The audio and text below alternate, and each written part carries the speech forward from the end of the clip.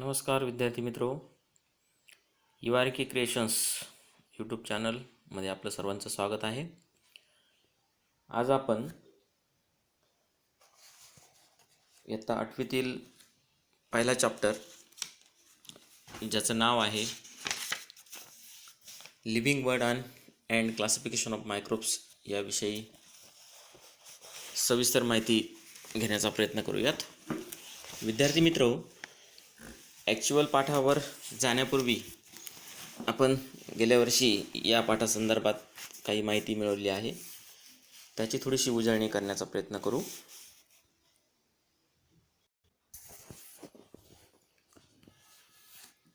पाठाच्या सुरुवातीला काही प्रश्न आपल्यासमोर आपल्याला स्क्रीनवर दिसत आहेत. त्यामध्ये पहिला प्रश्न आहे,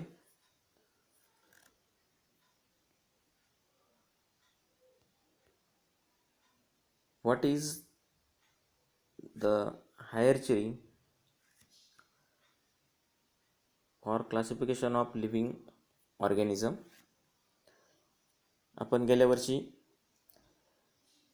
हायरची फॉर क्लासिफिकेशन याविषयी अधिक माहिती घेतलेली आहे. त्यामध्ये जसं की आपल्या सर्वांना माहिती आहे, ही जी हायरची आहे याच्यामध्ये एकूण 7 लेवल आहेत, ज्या आपल्या सर्वांना माहिती आहेत. जसं की kingdom, phylum, classes, order, families, genus आणि शेवटची आपण स्पेसीज ज्याला म्हणतो ती आहे. त्यानंतर दुसरा प्रश्न आहे, who invented the binomial system of nomenclature.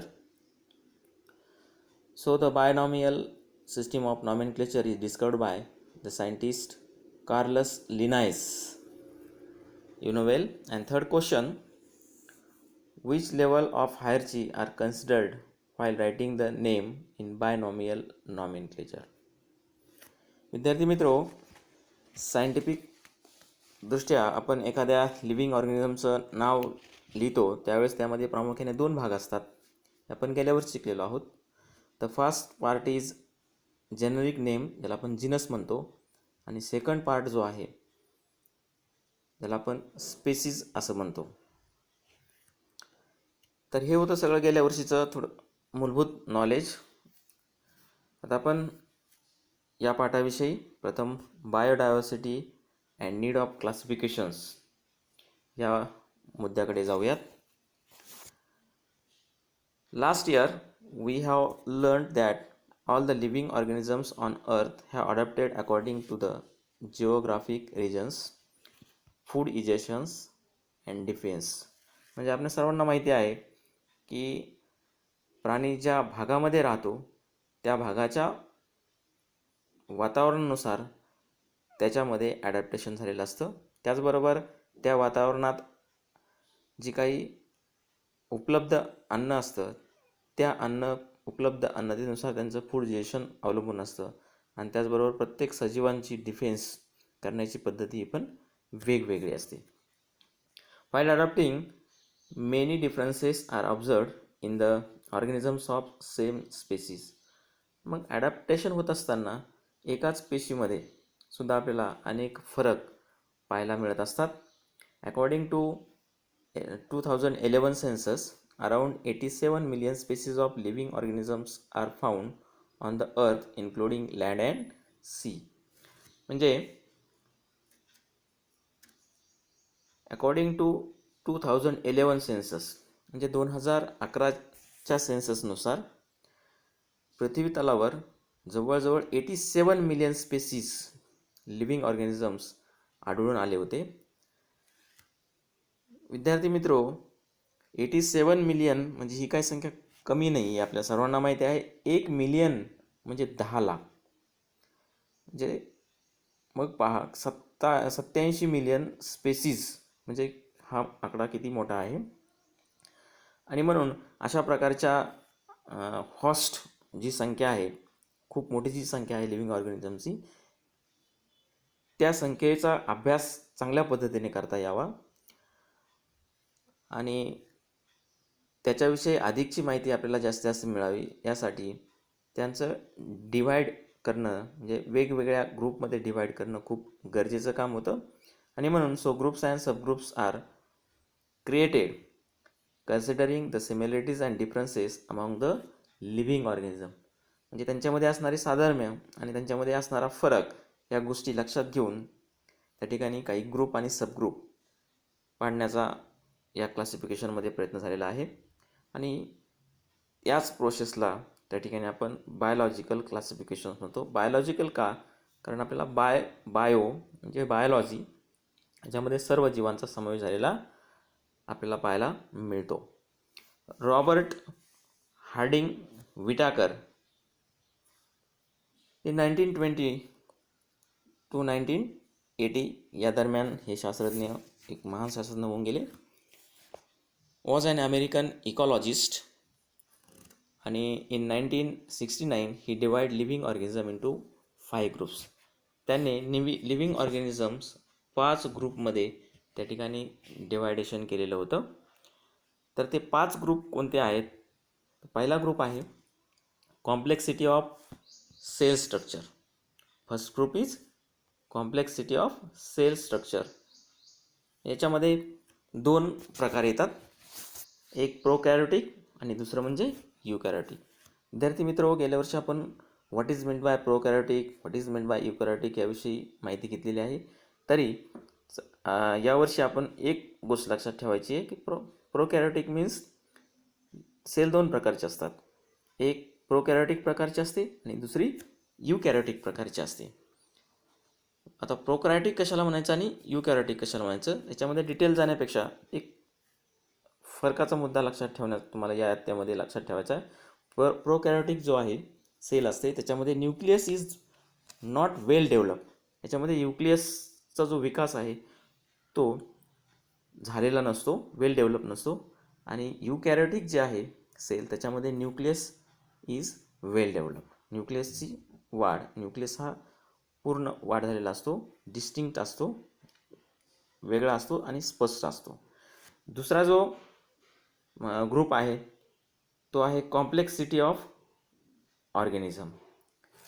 म्हणजे आपल्याला सर्वांना माहिती आहे की ऑर्गॅनिझम हे काही एकपेशी असतात ज्याला आपण युनिसेल्युलर म्हणतो आणि काही मल्टीसेल्युलर असतात जे बहुपेशी आहेत. म्हणजे लिव्हिंग ऑर्गॅनिझमचं शरीर, काहींचं शरीर हे फक्त एक पेशीने तयार झालेलं असतं आणि काहींचं हे अनेक पेशीने तयार झालेलं असतं. तिसरा जो प्रकार आहे मोड ऑफ न्यूट्रिशन. त्यांचं न्यूट्रिशन कसं होतं? जसं की some plants there are some plants they are autotrophic. It means they prepare their own food material because they perform photosynthesis. दुसऱ्या प्रकारचे फंजासारखे आहेत ते सॅप्रोफायटिकमध्ये येतात. तर सॅप्रोफायटिक म्हणजे काय?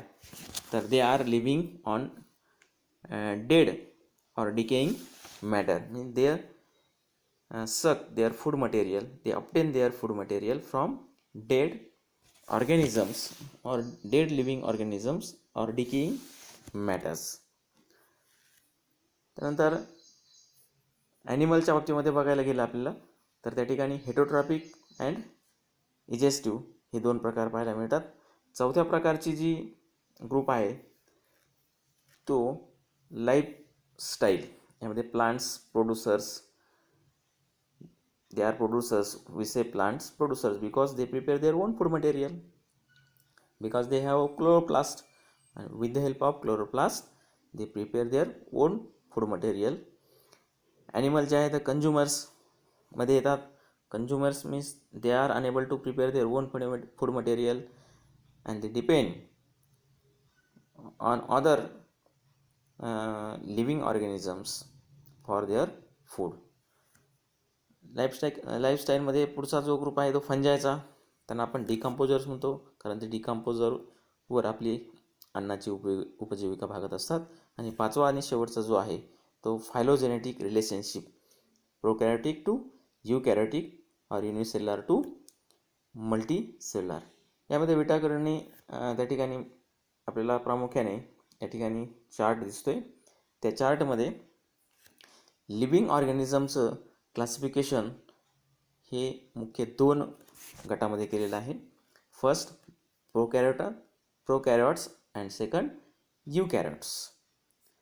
प्रोकॅरियोटच्या बाबतीमध्ये विचार केला तर it is unicellular, means all organisms included in prokaryotes, they are belonging from unicellular, means their body is made up of single cell. त्याच्यामध्ये किंगडम मोनेरा हा एकच त्या ठिकाणी किंगडम येतो. युकॅरियोट्समध्ये गेलो, again eukaryotes are divided into two groups, that is unicellular and multicellular. युनिसेल्युलरमध्ये kingdom दुसऱ्या प्रकार जो किंगडम आहे त्याला आपण प्रोटिस्टा म्हणतो. या प्रोटिस्टामध्ये हे युनिसेल्युलर ऑर्गॅनिझम त्या ठिकाणी टाकले गेलेले आहेत. त्यानंतर युकॅरियोट्समध्ये जे मल्टीसेल्युलर आहे, त्याच्यामध्ये आपण बघितलं तर again they are divided into 3 kingdom. यामध्ये first fungi, second kingdom plantae and third that is a animal आहे. म्हणजे अशा प्रकारे विटाकरने पूर्ण जी सजीव सृष्टी आहे, पूर्ण लिव्हिंग ऑर्गॅनिझम्स आहेत, ते 5 किंगडममध्ये विभागणी केलेली आहे. हे 5 किंगडम कोणते आहेत असं जर विचारलं तर त्या ठिकाणी आपल्याला सांगता येईल की पहिला किंगडम आहे मोनेरा, दुसरा आहे प्रोटिस्टा, तिसरा आहे किंगडम फंजाय, चौथा आहे किंगडम प्लांटी आणि 5वा किंगडम ॲनिमल आहे. या पद्धतीने त्याने त्याचं वर्गीकरण केलेलं आहे. आता आपण एक एक प्रकार या ठिकाणी एक किंगडमविषयी सविस्तर माहिती या ठिकाणी जाणून घेण्याचा प्रयत्न करणार आहोत. त्यामध्ये पहिला किंगडम आहे किंगडम मोनेरा. तर आपण यासाठी एक तुम्हाला ॲक्टिव्हिटी दिलेली आहे, ती ॲक्टिव्हिटी तुम्ही स्वतः परफॉर्म करून सुद्धा पाहू शकता. त्या ॲक्टिव्हिटी केल्यानंतर आपल्याला या किंगडममधले जे सजीव आहेत ते आपल्याला पाहायला मिळतात under compound microscope having a high power. तर याच्यामध्ये सगळ्या प्रकारचे बॅक्टेरिया आणि ब्लू ग्लीन आर्गी यांचा समावेश होतो किंगडम मोनेरामध्ये. याचे जर कॅरेक्टरिस्टिक्स बघायला गेलोत आपण, बॉडी कॅरेक्टरिस्टिक्स, तर त्या ठिकाणी आपल्याला पहिलं कॅरेक्टरिस्टिक पाहायला मिळतं, all the organisms are unicellular. म्हणजेच किंगडम मोनेरा यामध्ये जे काही ॲनिमल्स किंवा ऑर्गॅनिझम्स जे आहेत ते इन्क्लूड केलेले आहेत, they have a single cell body. म्हणजे त्यांचं शरीर हे एक पेशीने बनलेले आहे, म्हणून त्यांना आपण युनिसेल्युलर असं म्हणतो. दुसरं कॅरेक्टरिस्टिक जर पाहायला गेलं तर they may be autotrophic or heterotrophic. Means the organisms which are included in these groups, they are made up from single cell, and some of these organisms are autotrophic. तर ॲटोट्रॉपिक म्हणजे काय, आपल्या सगळ्यांना माहिती आहे. Autotrophic means they prepare their own food material. म्हणजे स्वतःचं अन्न ते स्वतःच तयार करतात. आणि यामध्ये असे काही ऑर्गॅनिझम्स आहेत, they are unable to prepare their own food material, they are included into this group, that is heterotropics. हेटेरोट्रॉपिक्समध्ये या ठिकाणी यांचं समावेश केलेला आहे. आणि तिसरं कॅरेक्टर जे आहे या ग्रुपचं ते की these are prokaryotic cells without distinct nucleus all cell organelles. जे आपण पाठाच्या सुरुवातीलाच बघितलं की सेल्स 2 प्रकारचे असतात, एक प्रोकॅरियोटिक आणि एक युकॅरियोटिक. तर यामध्ये जे किंगडम मोनेरा जो आहे त्यामध्ये जे काही ऑर्गॅनिझम येतात ते सगळे युकॅरियोटिक सेल्स आहेत. They are unicellular and have a prokaryotic cells. म्हणजे प्रोकॅरियोटिकमध्ये येतात. Means they have not a distinct nucleus all cell organelles. म्हणजे न्यूक्लियसची चांगल्या पद्धतीने वाढ झालेली नसते. म्हणजे प्रोकॅरियोटिक आणि युकॅरियोटिकमध्ये नेमकं काय डिफरन्स आहे याविषयी आपण सविस्तर माहिती घेतलेली आहे. त्यानंतर मला वाटतं तुम्हाला इथपर्यंत किंगडम मोनेराविषयी लक्षात आलं असेल. 3 कॅरेक्टर आपल्याला लक्षात ठेवायचे आहेत. त्यानंतर दुसरा जो किंगडम आहे किंगडम प्रोटिस्टा. याच्यामध्ये आपल्याला सुद्धा एक ॲक्टिव्हिटी दिलेली आहे. prepare a temporary mount of 1 drop of pond water on a glass slide and observe it under the low power and high power and microscope. म्हणजे पॉन्ड वॉटर घ्यायचं, एक डबक्यातलं पाणी घ्यायचं आणि त्या डबक्यातल्या पाण्याचं थेंब आपल्याला मायक्रोस्कोपखाली पाहायचं आहे. त्या ठिकाणी पाहिल्यानंतर आपल्याला त्या ठिकाणी some motile microbes with irregular shapes पाहायला भेटतात. जसं की या ठिकाणी आपल्याला दिसतंय, यामध्ये व्हॉल्वॉक्स, पॅरामेसियम, युग्लिना आणि अमिबा हे आपल्याला या प्रकारामध्ये मोडलेले पाहायला मिळतात. तर या म्हणजे किंगडम 2 प्रोटिस्टामध्ये जे काही ऑर्गॅनिझम येतात त्यांचे बॉडी कॅरेक्टर विषयी बोलायचं झालं तर पहिलं बॉडी कॅरेक्टर आहे Protista are single cell organisms with well defined nucleus enclosed in a nuclear membrane. म्हणजे आपल्याला ही युकॅरियोटिक सेल आहे असं म्हणता येईल, कारण याच्यामध्ये परंतु युनिसेल्युलर परंतु युकॅरियोटिकमध्ये, म्हणजेच या प्रकारातल्या म्हणजे या किंगडममध्ये जे काही ॲनिमल्स आलेले आहेत त्या ॲनिमलचे जे शरीर आहे that is made up of single cell, एका सेलपासून तयार झालेले आहे. But that cell is well developed. ती सेल कशी वेल डेव्हलप म्हणजे काय, nucleus is enclosed in a nuclear membrane.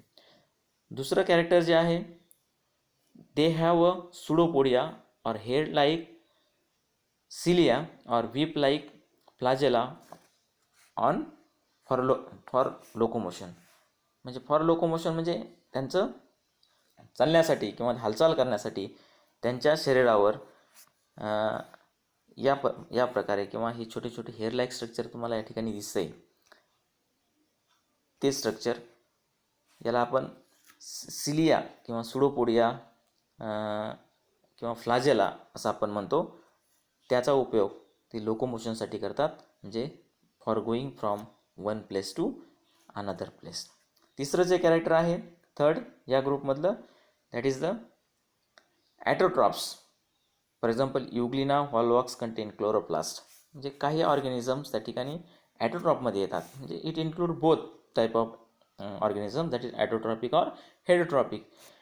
ॲटोट्रॉपिक organisms यामध्ये युग्लिना, व्हॉल्वॉक्स आणि हे दोन जे आहेत त्याच्यामध्ये क्लोरोप्लास्ट असतं. म्हणजे क्लोरोप्लास्ट असल्यामुळे they are able to prepare their own food material, कारण फोटोसिंथेसिस क्रिया ते करू शकतात कारण त्यांच्यामध्ये क्लोरोप्लास्ट आहे. म्हणजे आपल्याला कोणते दोन ऑर्गॅनिझम पाहायला मिळतात, युग्लिना आणि व्हॉल्वॉक्स.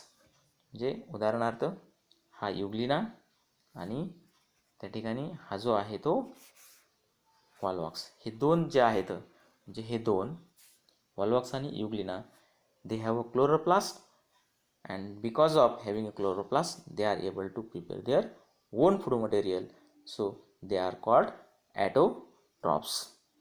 But there are some other organisms like amoeba and paramecium.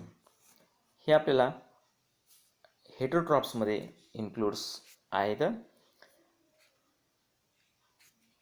तुम्ही आकृतीमध्ये पाहू शकता, हा जो हे दोन पॅरामेसियम आणि amoeba they have not a chloroplast, so they can not prepare their food material. म्हणून आपण त्यांना काय म्हणतो, आपण त्यांना म्हणतो हेटरोट्रॉप्स. मला वाटतं हेटरोट्रॉप्स आणि ॲटोट्रॉप्स या दोन्ही मधला फरक तुमच्या लक्षात आलेला आहे.